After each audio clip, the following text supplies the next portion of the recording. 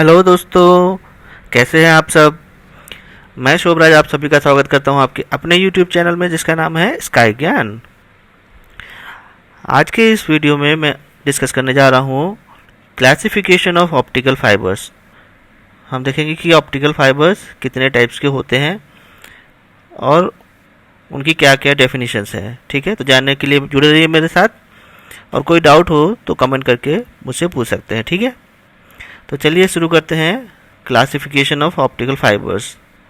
सबसे पहले optical fibres 3 categories में डिवाइड किया गया है। ठीक है, number 1 fibres based on material, number 2 fibres based on index profile, number 3 fibres based on modes. ठीक है, तो पहला ये है fibre based on the material. इसका मतलब कि जो फाइबर मटेरियल, कौन सा मटेरियल यूज़ किया गया है, ठीक है, उस मटेरियल के बेस पे ऑप्टिकल फाइबर्स को डिवाइड किया गया है 2 पार्ट में। राइट, पहला है यहाँ पर ग्लास फाइबर, मतलब ग्लास मटेरियल से बना हुआ फाइबर। दूसरा है प्लास्टिक मटेरियल से बना हुआ फाइबर। तो यहाँ पर 2 तरीके की फाइबर हो गए जो कि मटेरियल पे डिपेंडेंट है। ठीक है, फिर दूसरा है इंडेक्स प्रोफाइल, मतलब जो आपका रिफ्रैक्टिव इंडेक्स होता है म्यू या फिर एन। ठीक है, तो इसके बेस पर फाइबर्स को 2 पार्ट में डिवाइड किया गया है। नंबर पहला है स्टेप इंडेक्स फाइबर और दूसरा है ग्रेडेड इंडेक्स फाइबर। ठीक है, फिर तीसरा है बेस्ड ऑन मोड्स। मोड्स का मतलब कि हाउ नंबर कितने नंबर ऑफ लाइट पाथ्स एक फाइबर में ट्रेवल कर सकते हैं, तो हो गया मोड्स। ठीक है, तो मोड्स के बेस पे फाइबर्स को 2 पार्ट में डिवाइड किया गया है। नंबर 1 सिंगल मोड फाइबर और number 2 multi mode fibre. Right, तो यहाँ पर मटेरियल की कैटेगरी में जो फाइबर हैं वो है ग्लास फाइबर और प्लास्टिक फाइबर। ग्लास फाइबर मतलब जो फाइबर ग्लास से बने होते हैं, दैट इज़ सिलिका से बने होंगे। ठीक है, SiO2 pure silica. Plastic fibre में जो मटेरियल यूज़ होता है वो जनरली यूज़ होता है आपका PMMA। ठीक है, या फिर इसको हम पॉलीकार्बोनेट भी कहते हैं, पॉलीकार्बोनेट। राइट, तो ये मटेरियल से प्लास्टिक फाइबर बनते हैं।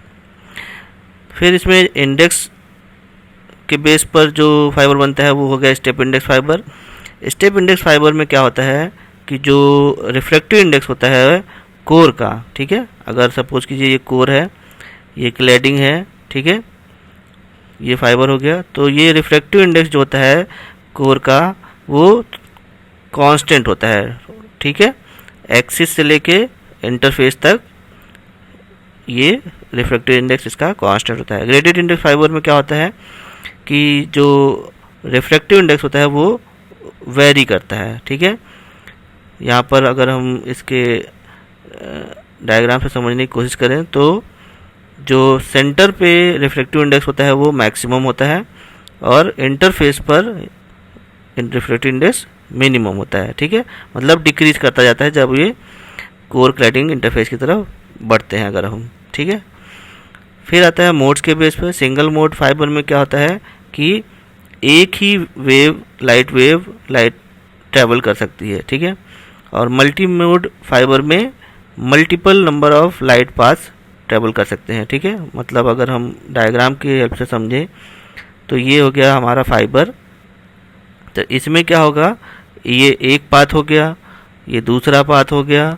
ठीक है, ये तीसरा पाथ हो गया, तो इस तरह से नंबर ऑफ लाइट पास इसमें ट्रैवल कर सकते हैं, तो ये फाइबर हमारा मल्टी मोड फाइबर कहलाता है। ठीक है, तो ये था क्लासिफिकेशन ऑफ ऑप्टिकल फाइबर्स।